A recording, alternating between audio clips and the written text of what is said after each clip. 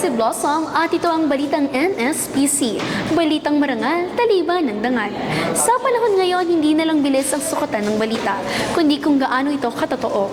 Sa talakayan na pinangunahan ni Undersecretary DepEd Archie Bergosa, binigyang diin na ang pagiging mapanuri ay may paninindigan at may pananagutan ay hindi opsyon, kundi pundasyon ng tunay na mamahayag. Ngunit sa realidad, laganap ang nilalamang hindi dumaan sa verifikasyon. Sa isang click at share, kumakalat ang maling impormasyon. At dito nasusubok kung susunod ba tayo sa agos o maninindigan sa katotohanan.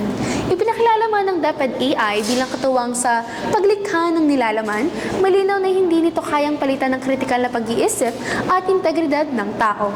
Dahil kapag lubos tayong umasa sa makina, nawawala ang esensya ng pamamahayag. Dagdag pa rito ang issue ng plagiarism na hindi lamang simpleng paglabag, kundi pagwasak sa kredibilidad. Sapagkat kung hindi sa iyo ang boses mo, paano ka mapagkakatiwalaan?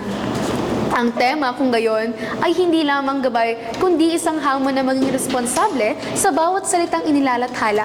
Dahil ang tunay na laban ng mamahayag ay hindi laban sa kapwa, kundi laban sa kasinungalingan.